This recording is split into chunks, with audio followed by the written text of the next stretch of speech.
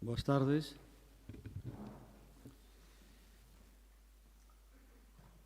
Don Enrique Monteagudo, presidente da Real Academia Galega, académicas e académicos, don Francisco Martín Iglesias, Paco Martín, autoridades, señoras e señores socios do Círculo das Artes, señoras e señores, benvidos ao Círculo das Artes. Desde a súa fundación no ano 1856, o Círculo das Artes estuvo indisolublemente ligado ás artes e á cultura, e, sobre todo, á cultura galega. E o eixe central da cultura galega é a súa lingua, a lingua galega, tanto no que se refire á súa expresión oral, á súa fala, como á súa expresión escrita a través da literatura nos seus diversos camiños. Lingua que ten na Real Academia Galega, desde a súa fundación no 1906, a súa mellor guardadora e valedora, defendéndoa e promovéndoa, establecendo a normativa para o seu correcto uso, as súas normas gramaticais, ortográficas e léxicas, garantindo os seus dereitos e asesorando as institucións públicas. Por iso, o Círculo das Artes se honra hoxe de poder celebrar neste Salón Rexio este acto literario de homenaxe ao escritor lugués Paco Martín, como xa anteriormente se sentiu honrado no acto de recepción como académica tamén a luguesa María López Sández o 11 de marzo de 2023. Agradecendo así á Real Academia Galega, ao seu presidente, don Enrique Monteagudo, e a todos os académicos e académicas por ter en conta esta institución para levar a cabo esta homenaxe que xunta literatura e música a un escritor tan prolífico e tan premiado como é don Francisco Martín Iglesias Paco Martín. E, por suposto, desexando que o Círculo das Artes e a Real Academia Galega sigamos compartindo no futuro eventos como este. Moitas gracias.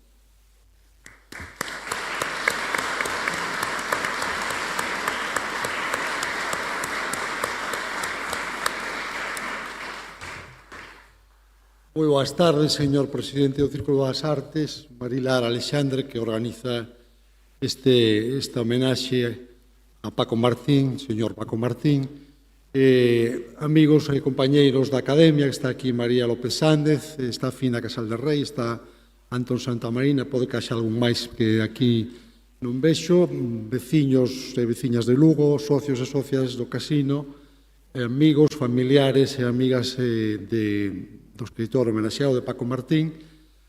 Para a Real Academia Galega é todo un prazer, é toda unha honra celebrar este acto, primeiro pola personalidade do homenaxeado, que, como já acabo de dicir, neste caso dá merecidísima homenaxe, non é soamente unha expresión retórica, e segundo, por vilo facer aquí a Lugo, neste marco tan hermoso do Círculo das Artes, que me preguntaba o presidente cando cheguei, xa estiveches aquí antes? Eu dixi, eu creo que a primeira vez que estiven, que despois viñeron moitas, foi un premio Xerais que, se non me lembro máis, gañara Darío Xoán Cabanas, se non me recordan, se non me engana a memoria, así que xa foi hai uns anos. Tanto é un placer estar aquí con motivo tan xustificado como é a homenaxe a Paco Martín.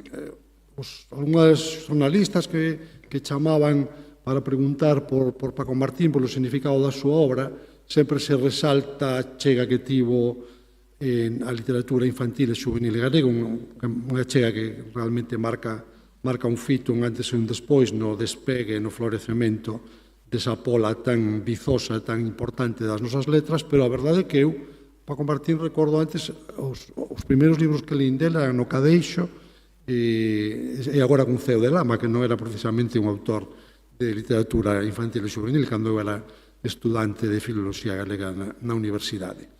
Paco Martín é un escritor de literatura infantil e juvenil, pero é, sobre todo, e ante todo, un escritor.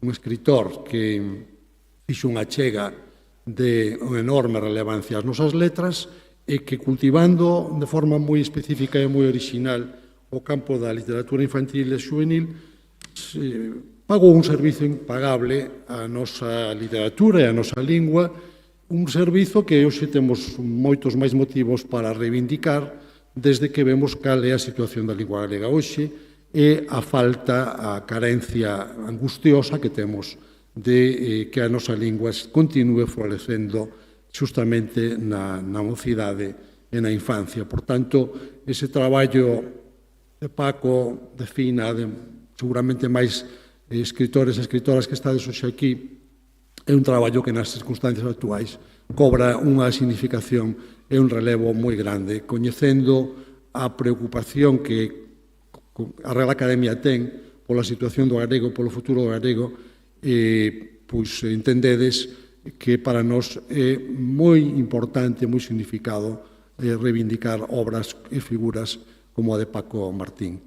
Eu non vou estenderme máis porque realmente Marilar Alexandre, a académica que se encargou de promover e de organizar esta homenaxe, que ela pode falarnos con máis coñecemento do desenvolvemento do acto, así que moitas grazas por acompañarnos aquí, moitas grazas ao Círculo das Artes por acollernos, moitas grazas a Paco polo seu labor e por estar hoxe aquí connosco.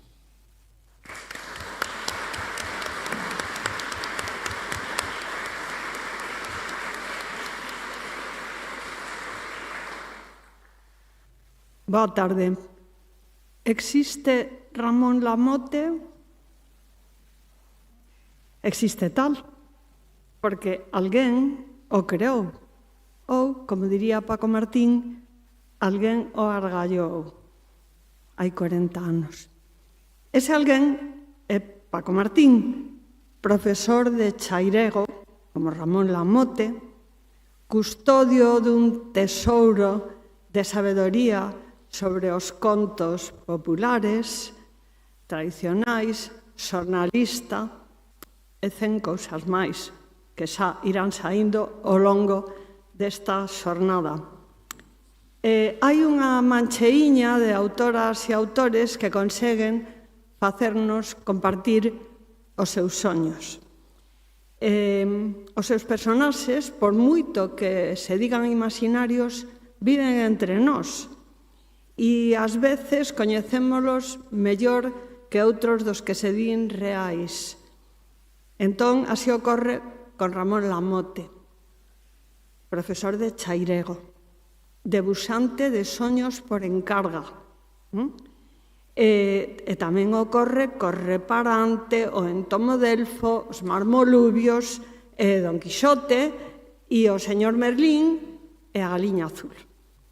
Eu non sei se Paco Martín, además de profesor de chairego, crea soños por encarga. Non sei. O mellor averiguámolo hoxe. Mais, o que nese caso, quen lle encargaría o de Ramón Lamote? E o reparante. Mais desde 1985, os seus soños habitan entre nós. En Galicia e especialmente nas rúas de Lugo. Claro.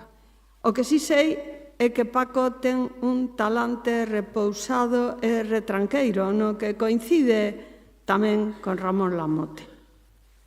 A RAG dedica esta terceira xornada de Voces da Narrativa a Paco Martín, recoñecendo as súas achegas á literatura infantil e xuvenil galega, as súas contribucións a situala como parte da literatura, con maiúsculas, e en ningún modo menor. Hai 40 anos, o reparante acordou dun soño que, se non teño mal anotado, foron 696 anos. Sexa isto un sinal para o galego acordar e tornar o día a día nas aulas e nas rúas. Entón, a xornada vaise desenvolver do seguinte modo. En primeiro lugar, Isabel Soto, sentareina a continuación, vai conversar con Paco. Despois, haberá unha actuación musical de Branca Villares. Despois, Lois Pérez fará unha intervención, teremos música de novo, e finalmente Alejandro Tobar fará pois a laudatio, se queredes, de Paco e volveremos a escoitar a Branca Villares. Entón, moitas grazas a todos eles por acudir ao noso convite e agora pois vou pedir a Paco Martín e a Isabel que veñan.